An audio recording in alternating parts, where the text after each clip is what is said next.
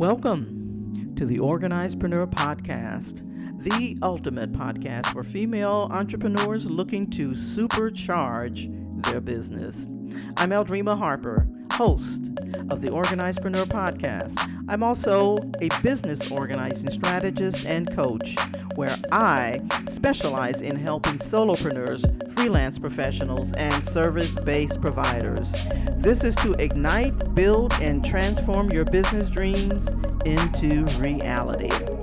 If you're feeling overwhelmed, struggling to manage clients and tasks, and worried about things slipping through the cracks, you're in the right place.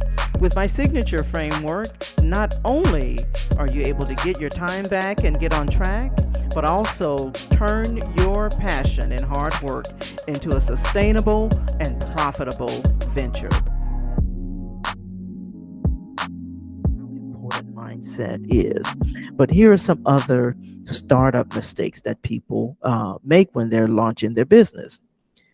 They neglect the importance of business organization, right? Confusion arises from chaos. Okay. And so when you approach launching your business, there's a point where you got to get organized.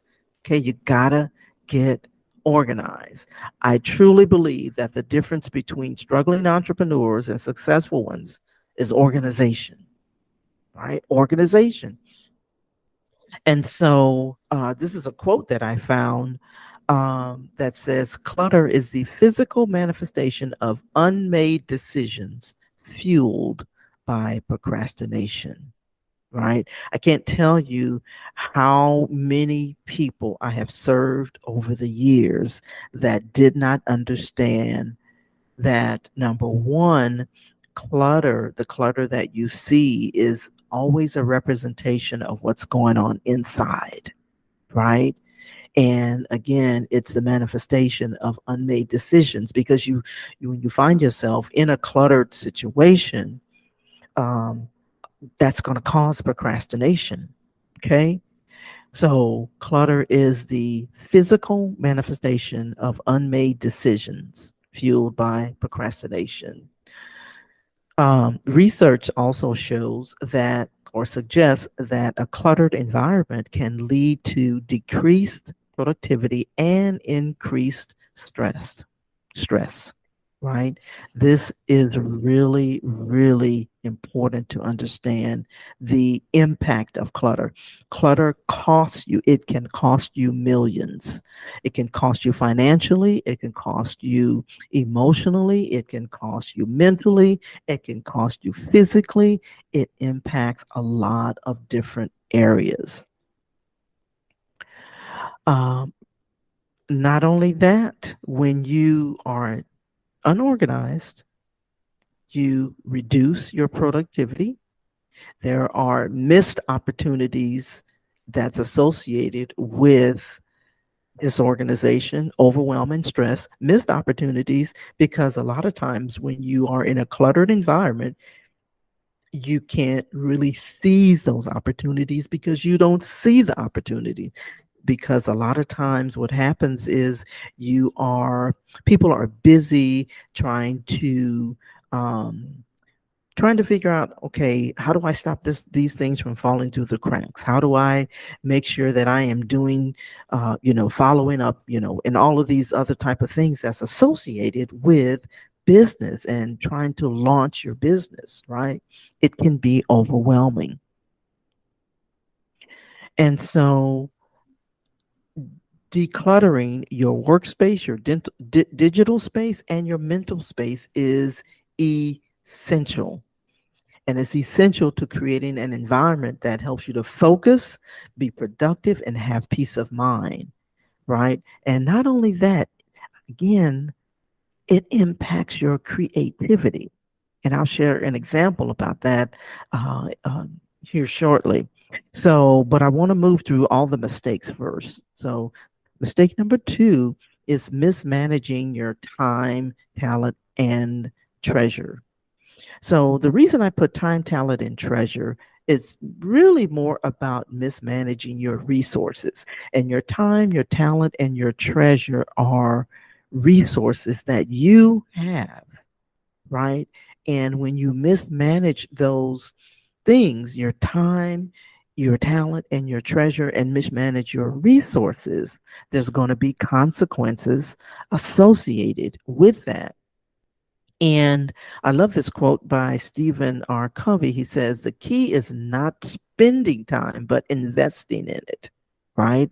Time is your most valuable asset. It cannot be recreated. Now, the Bible does say it can be redeemed, but that's another class for another time. I actually talk about that in some of my other courses that I do have. But again, it's not spending time, but investing in time. It's an investment. The number one thing I tell people about time management, and I know I'm talking a lot about time because again, it's your most valuable resource, and it affects treasure and other things as well, your time and your treasures and all of those things that we consider our resources. But time management is not about managing time. It really isn't. It's about honoring commitments. It's about honoring agreements, right? Because the moment you um, the let me say it this way: when you get up in the mornings, right? If you don't have some type of agenda, by default, you're making a commitment to chaos, okay? By default, because you're not thinking about any type of commitment if you don't have some type of agenda. And so that's why I say time, the clock is ticking. The clock is ticking. And when you mismanage those resources, right? Your time and your treasure, right? Then your time, your talent, and your treasure, then you are going to miss out, right? Time management skills are a significant predictor of academic and career success, right? And so it's extremely important. Um, when you mismanage time, you miss deadlines, you get stressed, you burn out, things are not working efficiently as they should. You can get into overwhelm, and you will have slow to no business growth because things are falling through the cracks, and you're spending time trying to find those things. Even this is personally and professionally, right? So these are just some of the consequences associated with just mismanaging your time. And so the thing that you have to do is you have to set clear goals. You have to prioritize your tasks. You have to exercise um, tactics like time blocking, right? You also have to manage your distractions. In this online space, there are so many distractions, so many things that's competing for your attention. And if you're not careful, you will not get anything done, right? So it's also important that you look at how to delegate and outsource and take some type of time management training, which I'll talk about toward the end, okay? But mismanaging time is mistake number two.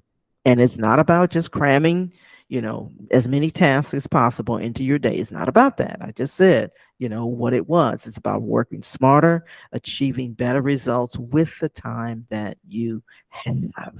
All right. So that's mistake number two. Mistake number three is overlooking systemization. Okay. And I know that I'm moving kind of fast, but I really want you to, if you're able to take notes or whatever, you'll be getting the replay of this, and you may have to go back and just kind of, slow this down a little bit. But these four mistakes are very, very essential to creating to understanding so that you can create the type of infrastructure for your business launch and starting your business. So the power of efficient operations is essential. And a lot of people really overlook systemization, right? I love this quote by Albert Einstein. It says, if you always do what you always did, you'll always get what you always got, right? Nothing changes if you don't learn or if you continue to overlook the importance of systemization. Okay. There are some statistics that show when you have systems in place, you are 30% more profitable. That's by McKinsey companies, 30% more profitable, which means if you're making $1,000 a month, when you have systems in place, your business will triple. Okay, your business has the opportunity to triple. And so the consequences of overlooking systemization is inefficiency, inconsistency, right? And that is so important because what happens is if you don't have systems in place, then you won't have consistent, predictable type of activity in your business, and it's hard to scale that. It's hard to build on that because it's inconsistent, right? So you got to have systems in place in order to have the right type of infrastructure in your business.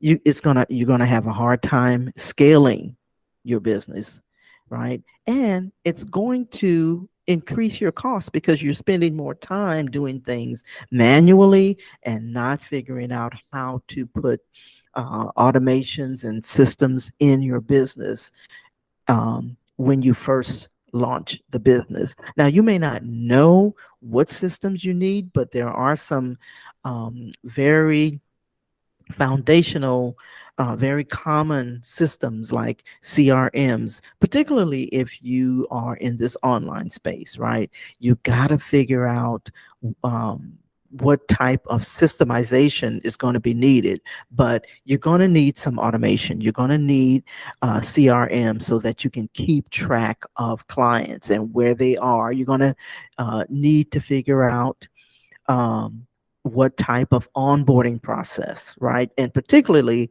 if you're launching a coaching or consulting business, even if it's a VA type of service, and that's the type of clients that I have worked successfully with. And so systemization is important, right?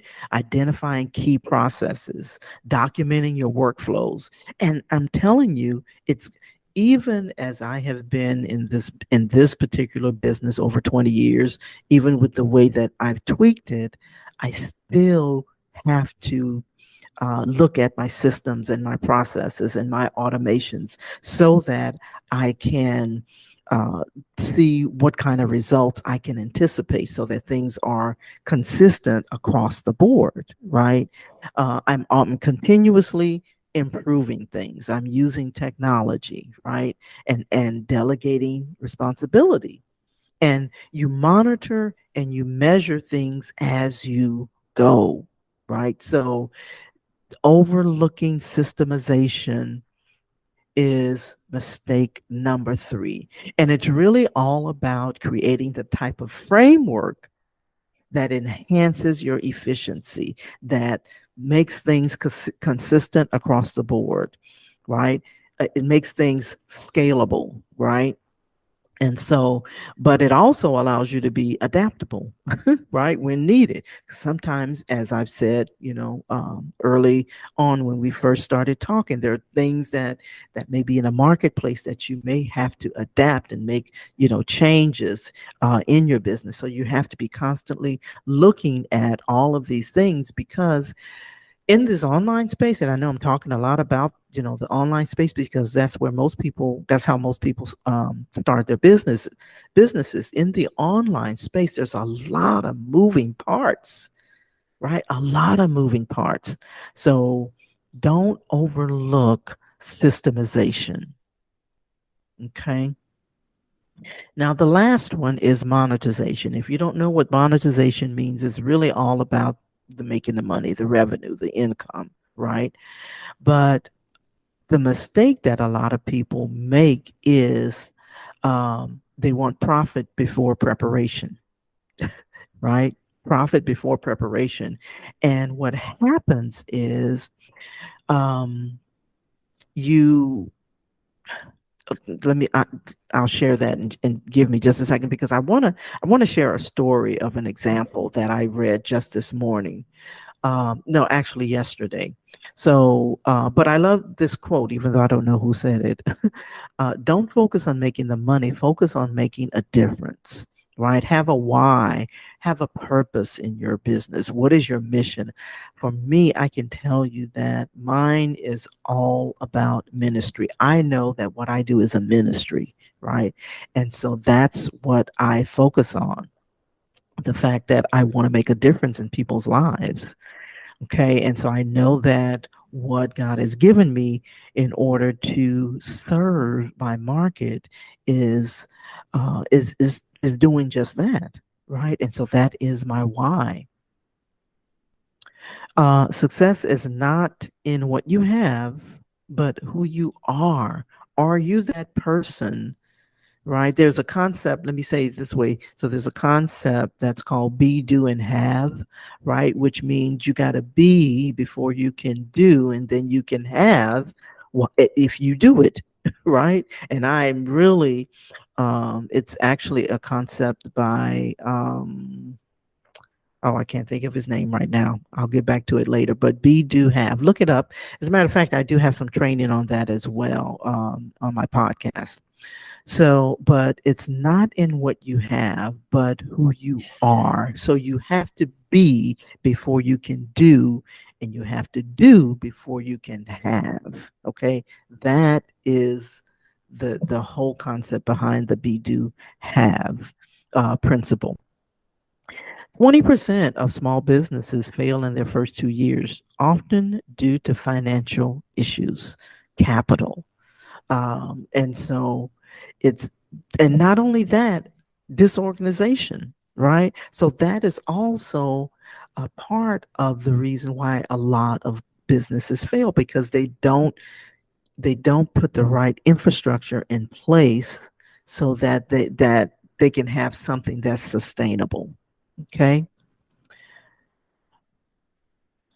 And what happens is people run out of cash. That is um, the second most common reason for startup failure, according to CB Insights, is they run out of cash. They may have cash in the on when they first start their business, but they run out of cash, right? And so, and I want to get to the story that I wanted to share with you all, because a lot of people, there's two things that happens when rushing into monetization, rushing to have, making money the object of your business rather than serving people. um, when you do that, and just like I just said, not putting the right infrastructure in place, what happens is financial instability occurs, low quality products and services, um, you'll have and damage to your reputation and burnout. But let me share this story because I keep talking about it and I haven't I just read it. It was in my email, and I was like, "This is perfect." So there was an instance where a marketing consultant was hired by a client, right?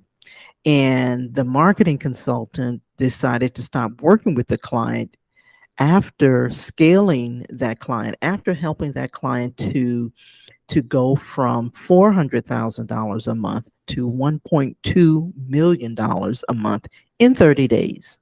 Okay. So the consultant stopped, the marketing consultant stopped working with him because he said when the person hired him, the person told him that they were ready to scale, but they were not. And so what happened was they sold so many products, the client sold so many products that they couldn't keep up with the demand and had to refund over $300,000 of the revenue. That's the kind of refunds that they had to start giving back because they had sold so many products. But here's the kicker.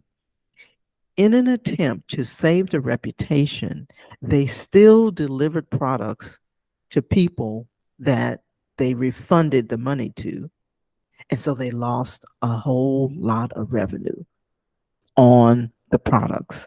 So not only did they refund their money, they also delivered the products.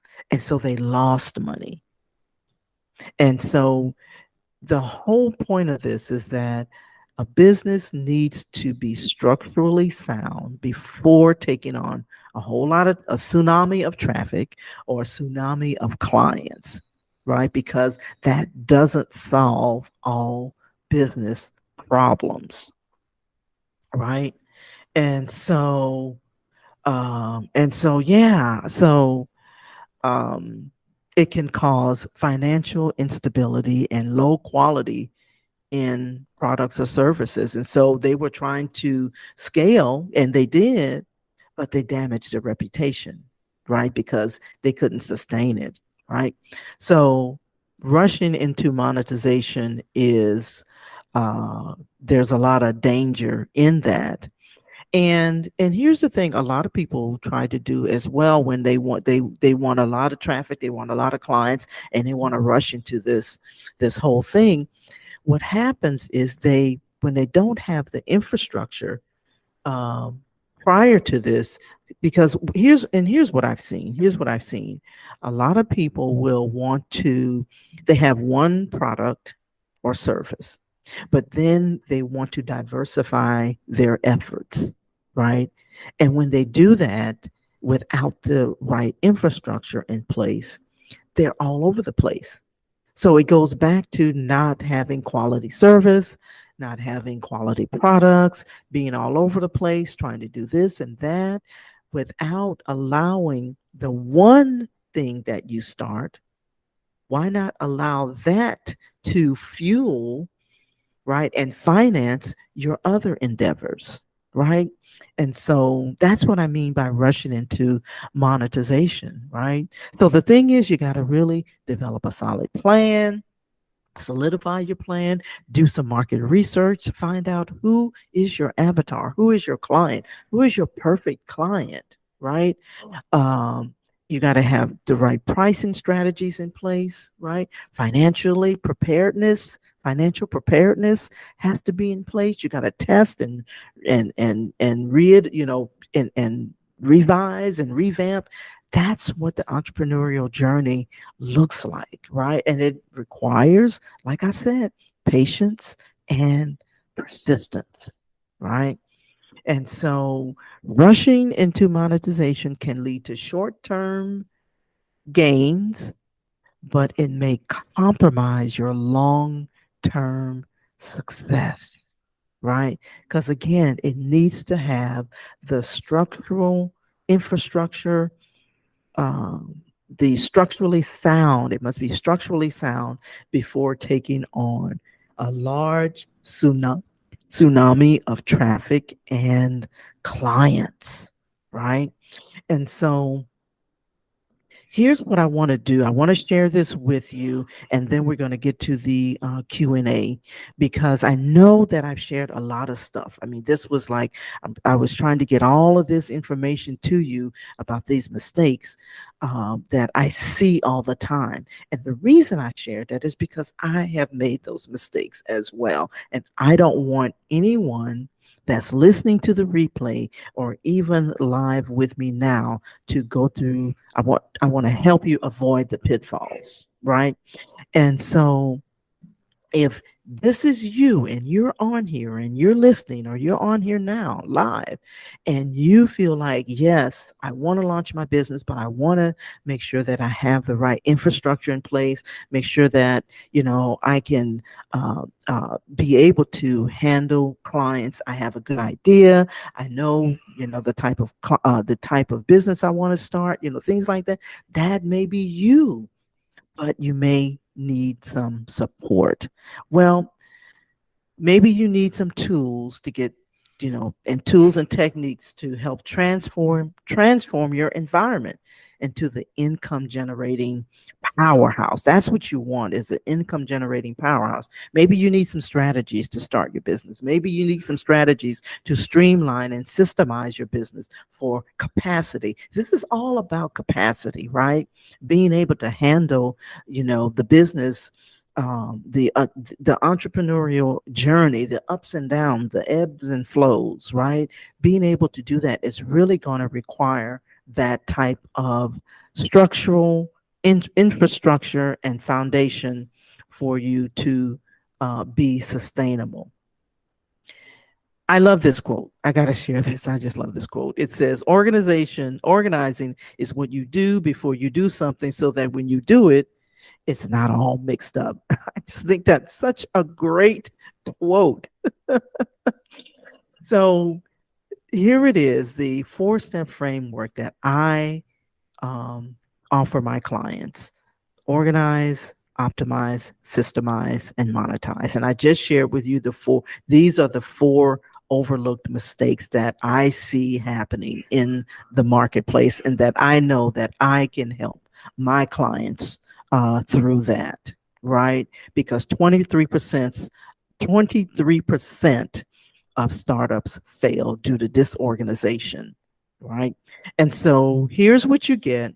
You get video training that provides you with step-by-step strategies, an ever-growing resource of library workbooks, templates, access to an inner circle community for accountability, connection, and support, live group coaching, Q&As every month. That is what you get so that you can launch your business sustainably.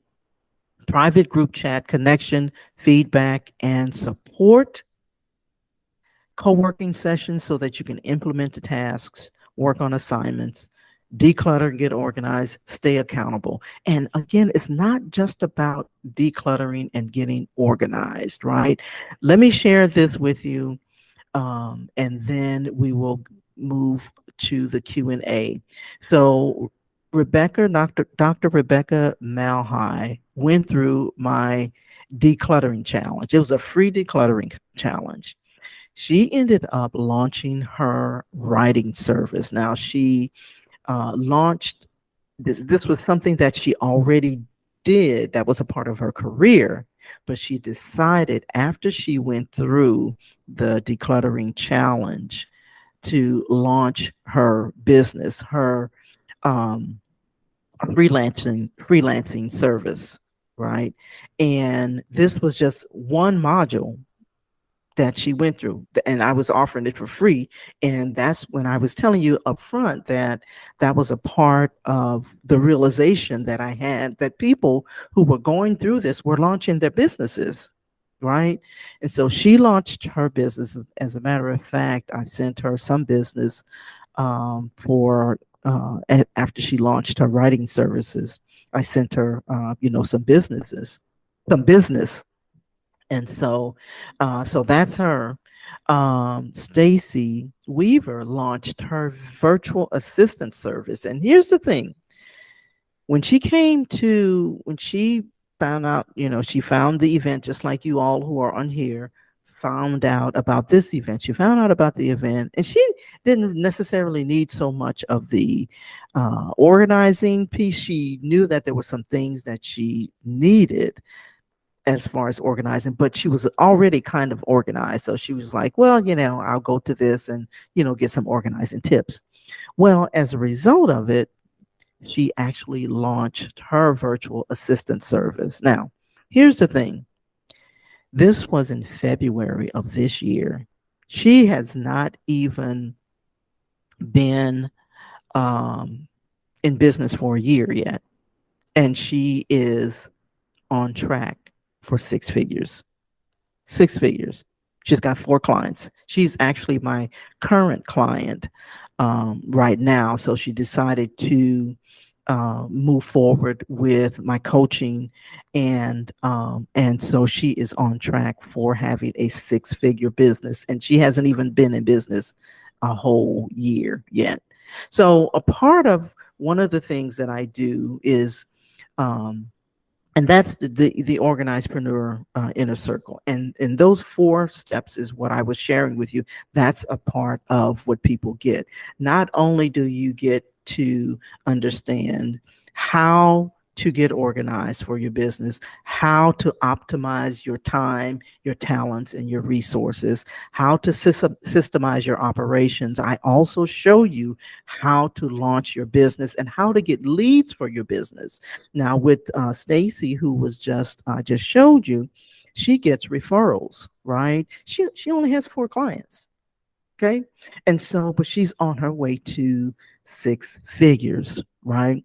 But there are other ways, and I show you how to get leads for your clients, how to get leads through podcasting, how to get leads through referrals, how to get leads by creating events. I show you step by step by step how to do that, and so what I decided to do, and I'm just starting to offer this organizedpreneur inner circle for people who, again, freelancers, service-based professionals, coaches, and consultants. I am offering this as a way to kind of look over my shoulder and be able to go with you step by step. You watch over my shoulder how we set up your business, right? How I helped her to set up her business, how, the four steps that I just shared. There's a detailed process, there's a detailed framework within those four levels: the organization, the optimization, the systemization, and the monetization. There's a deeper dive, is what I'm saying. And so you get the opportunity to watch over my shoulders. Now, what this is a 6-month mastermind that I am launching. I have not launched this before, and I've decided I was going to do that now, as I'm teaching others to launch their business, right? Listening and subscribing to the podcast. Simply go to organizedpreneurpodcast.com. And also check out the freebies available, including a free training at theorganizedpreneur.com. So you ready? Let's go.